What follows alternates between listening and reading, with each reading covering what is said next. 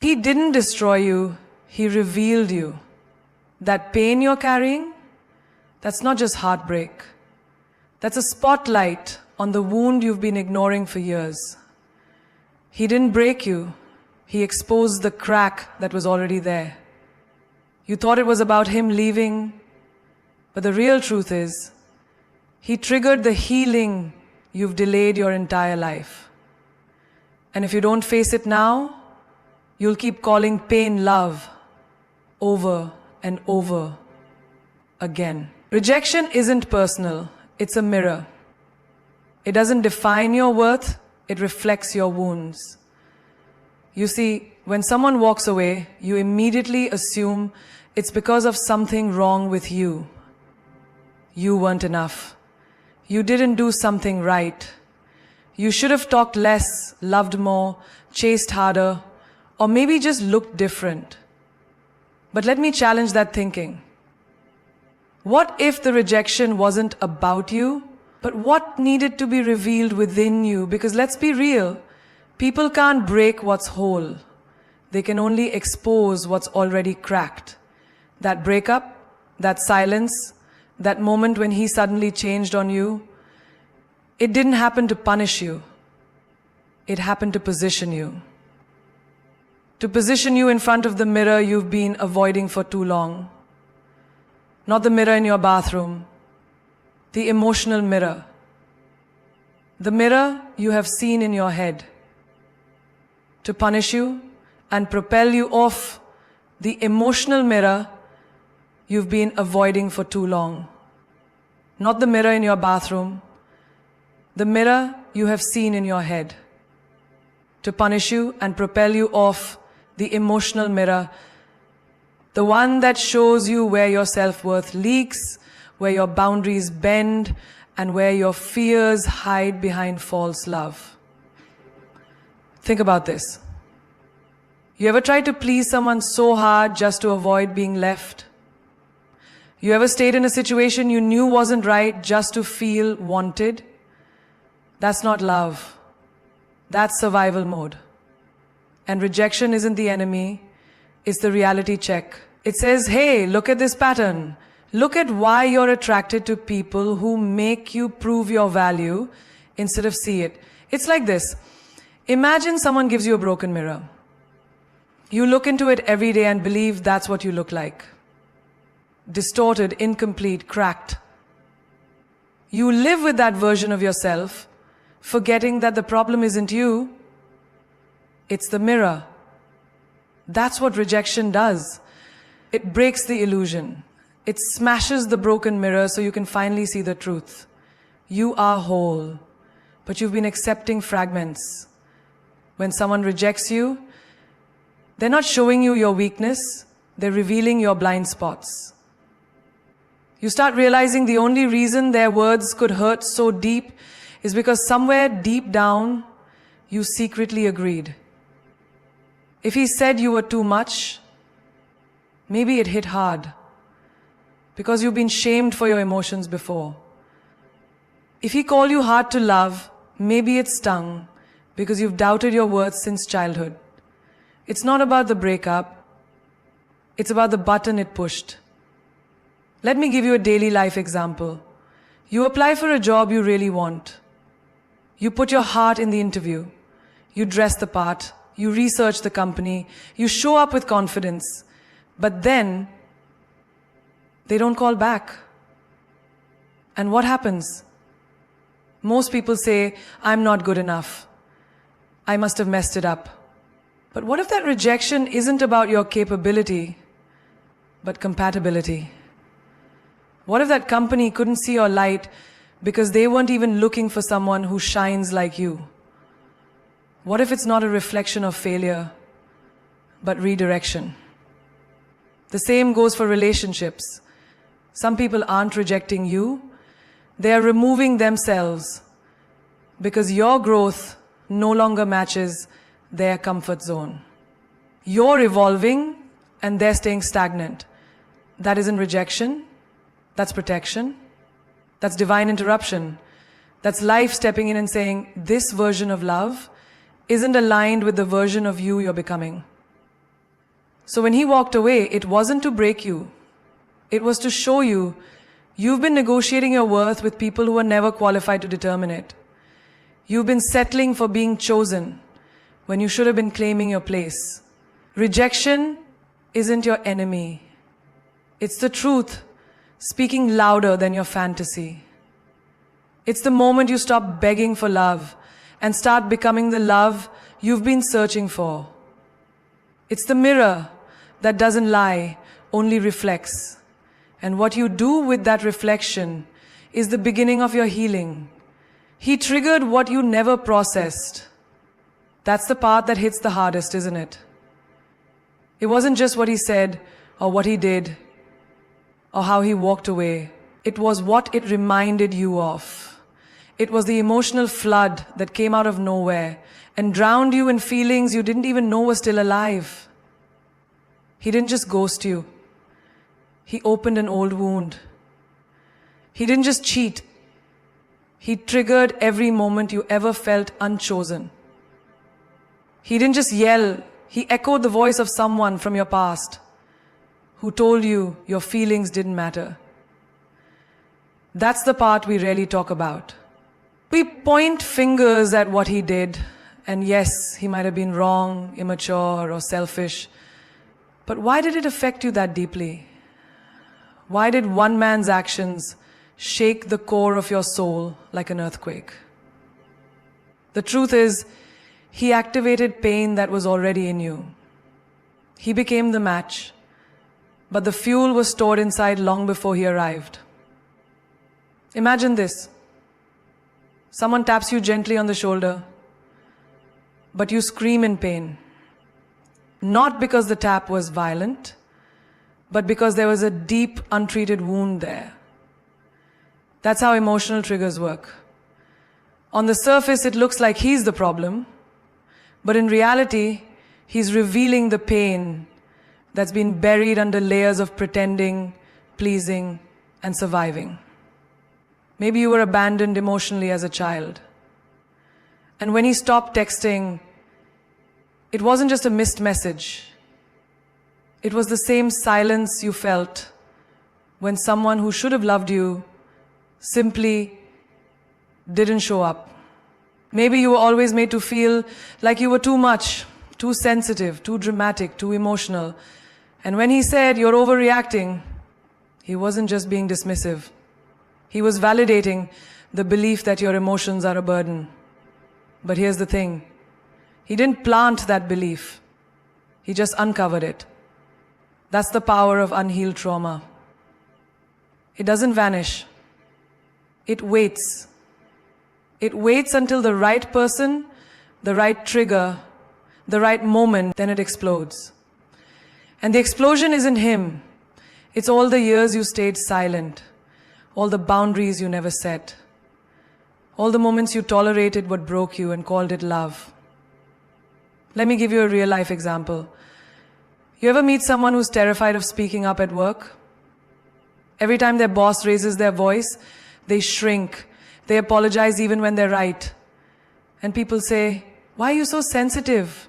But they don't realize that person grew up in a home where raising your voice meant danger, where disagreement meant rejection. So now, every small correction feels like an attack. The boss isn't the enemy. The unhealed past is. The same happens in relationships. You're not crying just because he left. You're crying because deep down you believed people always leave. You're not angry just because he lied. You're angry because you've always been lied to. And this time, you thought it would be different. You're not broken just because of him. You're broken because you were already cracked and he was just the one who stepped on the pieces. And that's where your healing begins. Not by erasing him, but by facing the parts of you he unintentionally exposed.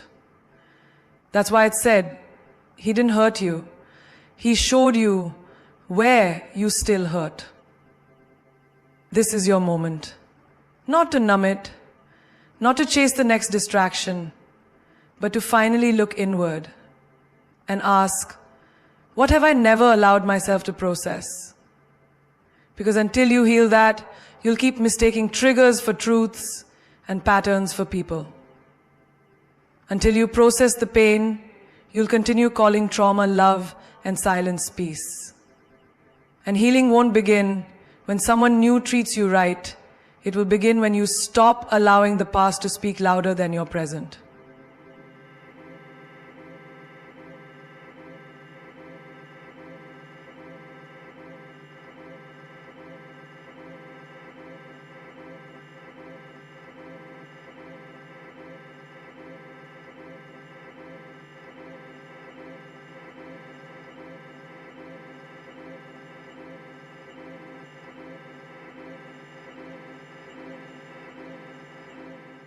You were attracted to what was familiar, not what was healthy.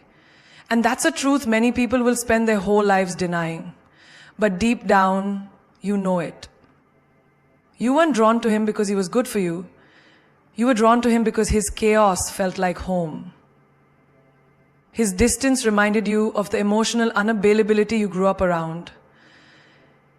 His inconsistency mirrored the love you had to earn in your past. So when it came in small pieces, when it was conditional, when it came with confusion, it felt real to you. But real doesn't always mean right.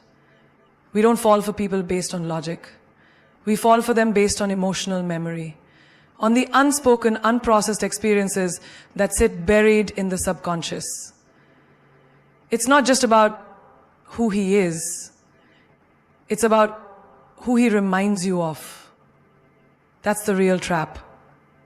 We think we're choosing love, but many times we're choosing patterns disguised as passion. You ever notice how the things that hurt you also make you chase harder? How the one who ignores you makes you obsessed?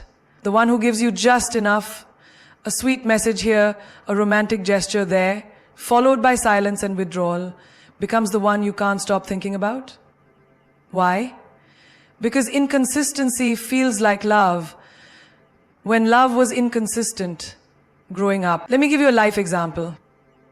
Imagine a child who grows up in a home where love is earned through achievement. Every time she gets good grades or acts perfect, she receives affection. But when she's just being herself, raw, vulnerable, emotional, she's met with criticism or silence. Fast forward to adulthood. That same child, now a woman, meets a man who only praises her when she performs, when she looks good, when she plays the cool girl, when she doesn't ask for too much. And what does she do? She chases his validation like it's oxygen. Not because he's special, but because he activates her old wound. She isn't in love, she's in familiarity. And this is where the most dangerous trap lies. Familiar pain feels safer than unfamiliar peace. You meet a healthy man who calls when he says he will, who wants to understand you, who doesn't make you guess. And what do you feel? Bored, confused, disconnected. Not because he lacks something, but because you don't know what to do with safety. You've mistaken anxiety for attraction. You've confused tension with chemistry. You've associated uncertainty with love. And now, stability feels suspicious. It's not your fault. The nervous system remembers. The body keeps score. When your earliest versions of love were laced with unpredictability, your subconscious tells you, this is what love looks like. So when you meet someone toxic, it doesn't throw up red flags, it waves you in. But here's the truth. What feels safe isn't always what's healthy. And what feels boring isn't always bad. Sometimes it's peace, knocking on your door, waiting to be let in. The problem is you've been so conditioned to equate struggle with value that ease feels fake. You keep saying you want love, but what you really crave is healing. Because until you heal what's familiar, you'll keep falling for people who make you fight for what should be freely given. You'll keep confusing emotional intensity with emotional intimacy. And every heartbreak won't be about him. It will be another reflection of the war happening inside you. When you finally recognize that you were drawn to patterns, not purpose, when you stop romanticizing the pain that looks like your past,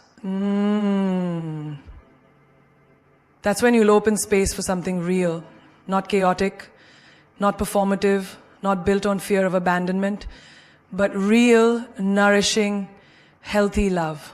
The kind that doesn't trigger your trauma. It teaches you trust. Stop asking why me. Ask what in me. Because the moment you change that one question, you shift from being a victim of your circumstances to being the author of your healing. Why me keeps you stuck in pain. It keeps you replaying the betrayal, the heartbreak, the confusion. It makes you believe that life, people, or even love is out to get you. But what in me opens the door to transformation. It doesn't ask for pity. It demands clarity. When he ghosted you, you probably cried out, "Why me? What did I do to deserve this?" But what if the better question is, what in me was okay with breadcrumbs and still called it love? Why me?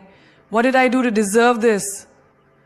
But what if the better question is, what in me was okay with breadcrumbs and still called it love? When he blamed you for everything going wrong, you asked, why does he treat me like I am the problem?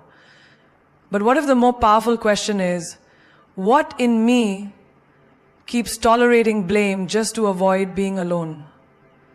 Asking what in me doesn't mean you caused your pain.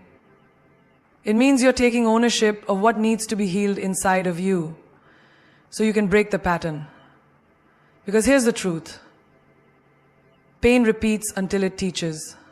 You don't break cycles by hoping someone else treats you better. You break cycles by understanding what within you keeps allowing less than you deserve. Let me give you a real life example. A woman keeps finding herself in the same relationship, different faces, same wounds. Each man is emotionally unavailable.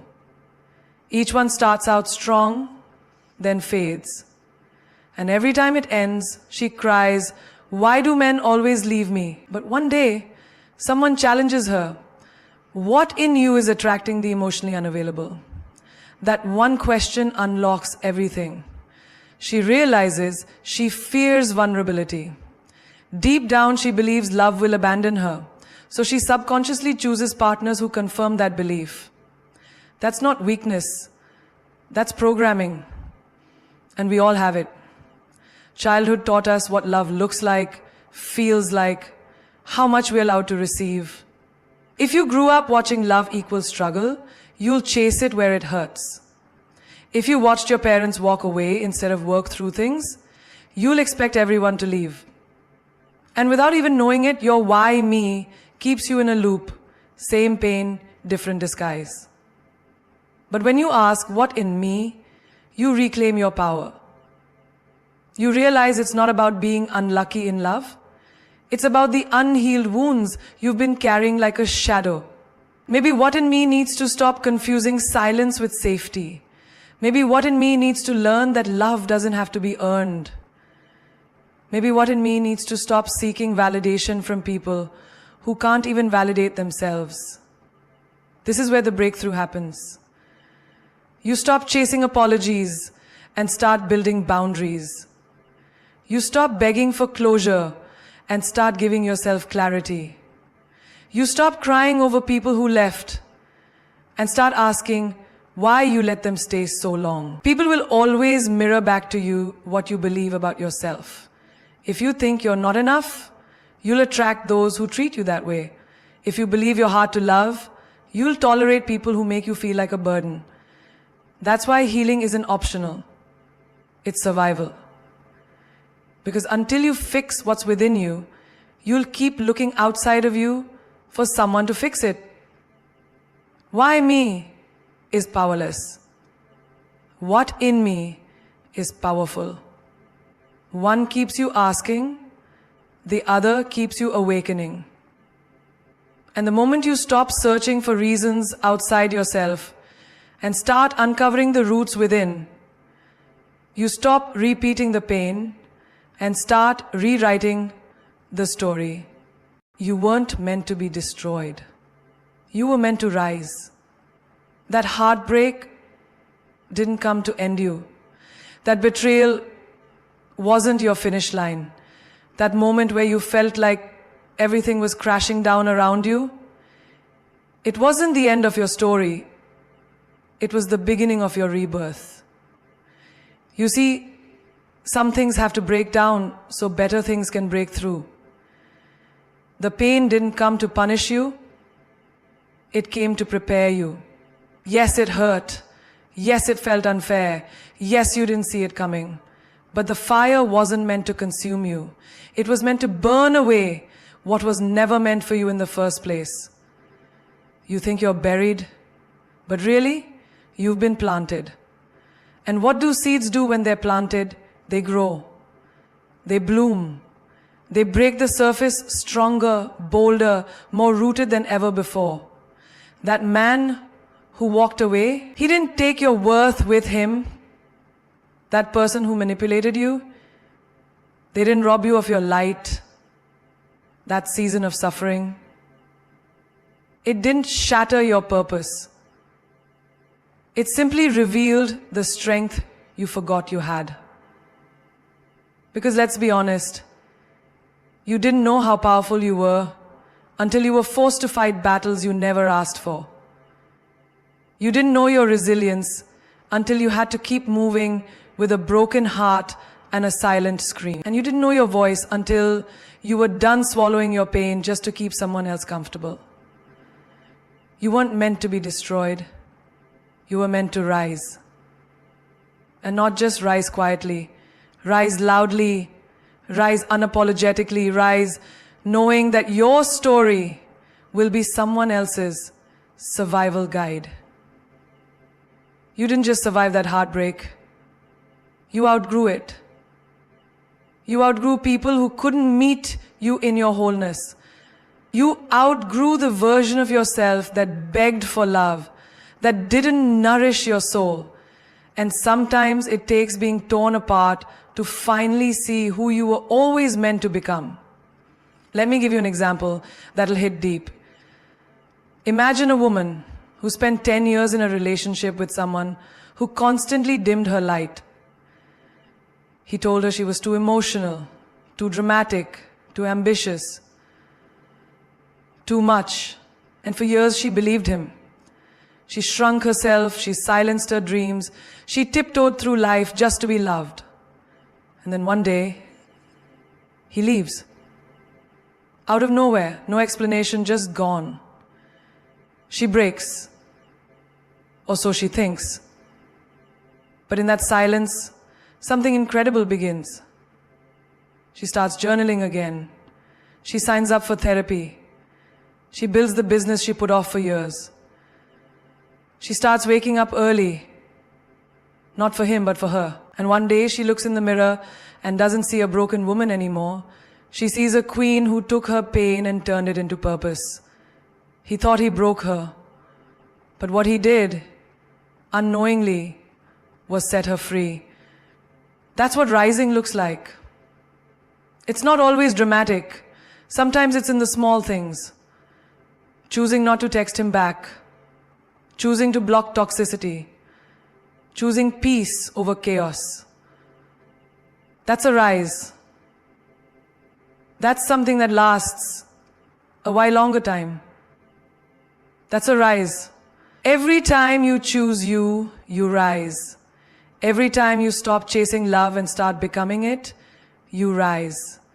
Every time you look at your scars and say, that didn't destroy me, you rise.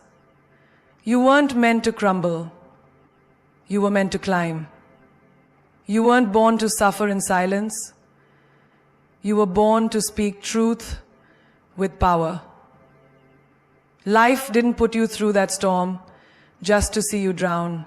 It gave you waves so you could learn to swim, so you could learn to fly, So you could learn to walk into rooms with your head high and your heart whole. Healing isn't becoming cold. It's becoming clear. It's not about shutting down your heart, building walls, or pretending you don't care. It's about finally understanding who's worth your energy, who's worth your vulnerability, and who never deserved access to your soul in the first place. Coldness is a trauma response. Clarity is a healed choice. You weren't made to be numb. You were made to be wise. And wisdom doesn't stop you from loving. It teaches you how to love right.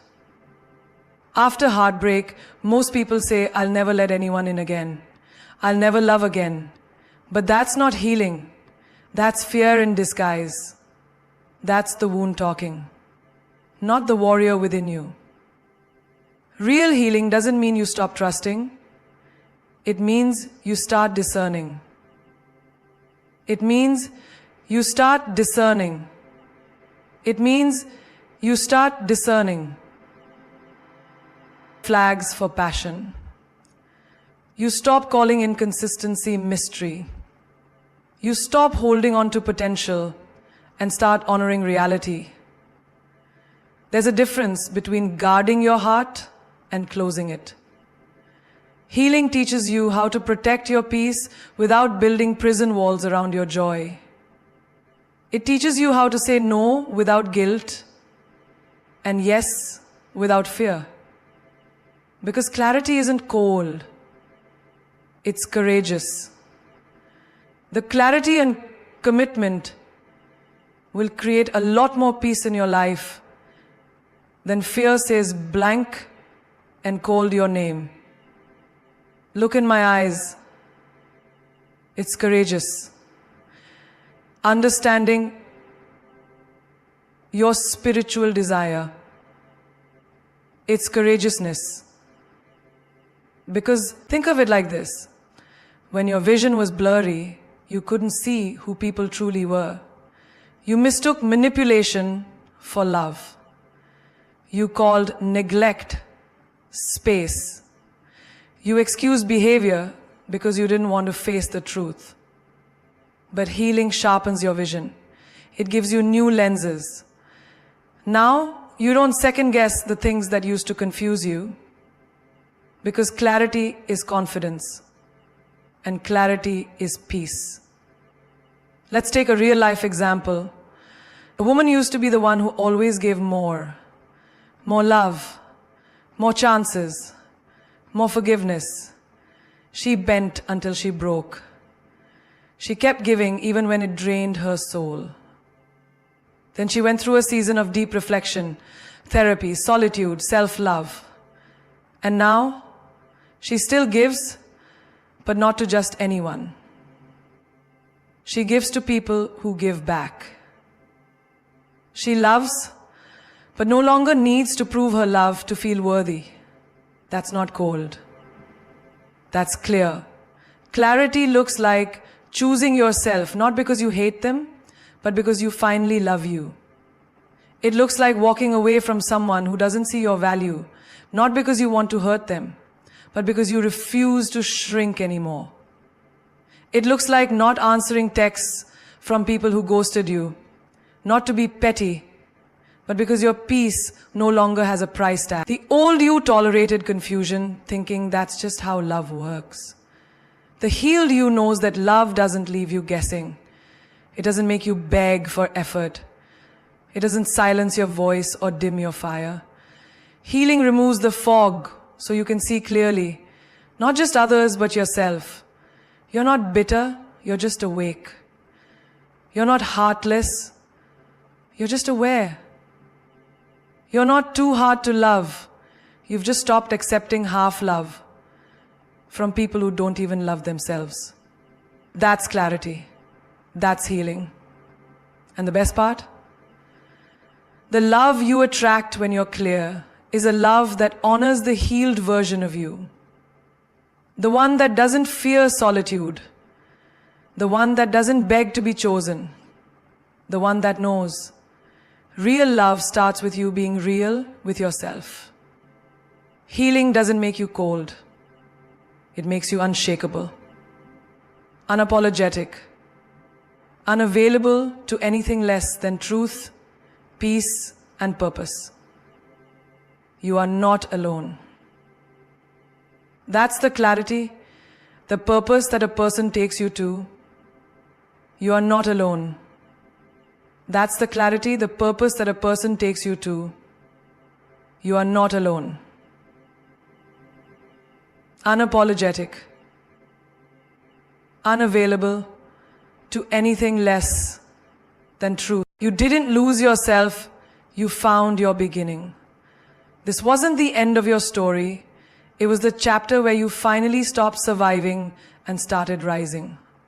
Because you see, he didn't break you, he revealed you. He didn't ruin your life, he woke you up to it. And maybe, just maybe, the pain wasn't meant to destroy you.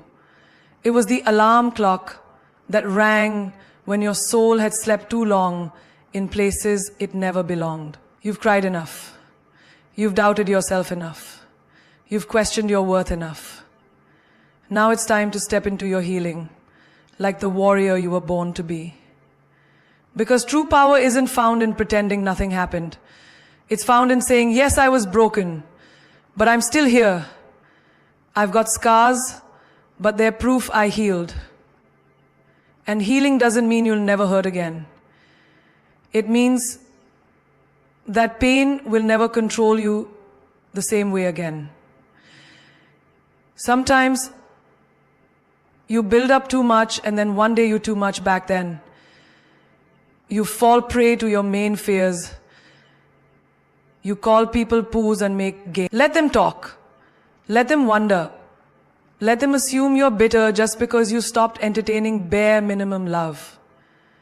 Let them think you changed. Because you did. You outgrew the conversations that went nowhere. You outgrew chasing people who ran from themselves. You outgrew waiting for someone to choose you when you finally chose yourself. That's not bitterness. That's elevation. That's not coldness. That's clarity. And yes, it hurt. It broke you open in ways you never expected. But what shattered wasn't your spirit, it was your illusion. You were never too emotional. You were never too much. You were never too complicated. You were just too real for someone still hiding from themselves. And now you know. Being real doesn't mean shrinking, silencing, or settling. It means standing tall in your truth, even when the world tells you to dim your light. Never forget this. Rejection isn't always a loss. It's redirection.